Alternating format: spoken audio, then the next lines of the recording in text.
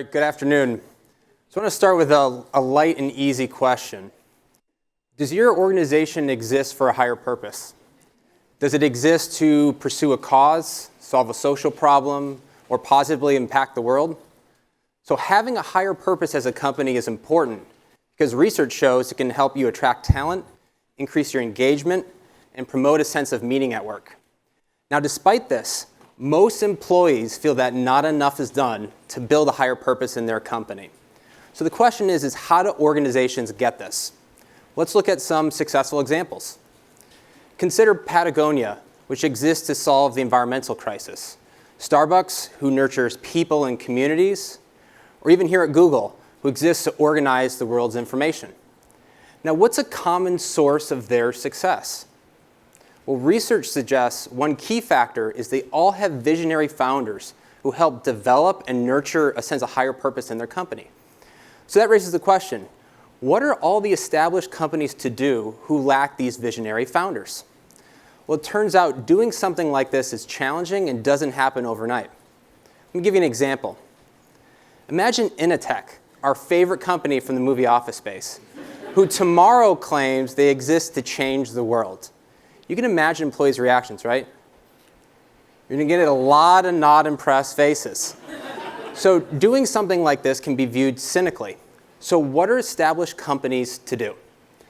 So I actually stumbled into the perfect opportunity to answer this question. I was working with a global athletic footwear and apparel company, who I'll call Fitco, where something really interesting was happening. Employees described that there was an energy or buzz in the building. Some even talked about it as if there was a fire going around. And in light of this, there was discussion that Fitco existed for something bigger, something beyond selling shoes and apparel. Now, as a researcher, this was a challenging situation to come in with pre-formed hypotheses to test. Instead, the best method is to conduct an ethnographic study, meaning you immerse yourself into a research setting to understand what people are doing and what's happening. So let me tell you, that's what I did, and I really immersed myself. So for 21 months, I experienced the day-to-day life of this company. I went to meetings with them, I ate lunch with them, I worked out with them, I brought my family to all employee events. I even gave a tour of this company to outside visitors. In the end, I collected 180 interviews, including the current and previous CEOs, 120 archival documents, and hours of observation. So what was the answer to this question? So I discovered that this energy or buzz, surprisingly, stemmed from a communal workout activity.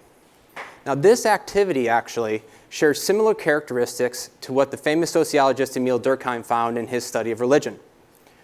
Certain kinds of situations and experiences can produce a collective effervescence, that energy or buzz or excitement that you feel before a rock concert, sporting event, or political rally. So these kinds of situations pump people up with what sociologists call a morally suffused energy. It gives people the sense that what they're doing is exalted, worthy, and good. In light of these experiences, employees started to see Fitco in a new light, as existing for something beyond shoes and apparel, something more worthy. And in their words, their purpose at Fitco was to look to empower people to be fit and healthy in their lives so that others can experience what they had experienced. Now, these feelings were reinforced and even amplified when senior leaders communicated back to employees about Fitco's purpose. In this way, Fitco's official purpose was really a reflection of the experiences and energy of employees. Now, there's some important implications of this for practice. So first, in all your companies, get everybody working out together. Instead, consider two main things to build this sense of higher purpose. First, provide shared experiences that have these characteristics.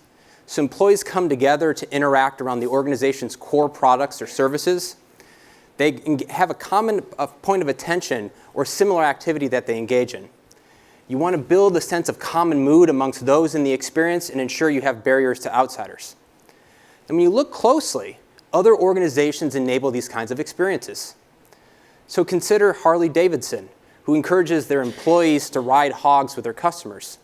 Or think about hackathons here at Google or at Facebook.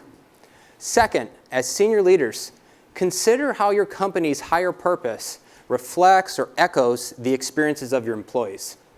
Doing so can create a higher purpose that's credible, authentic, and meaningful. Thank you.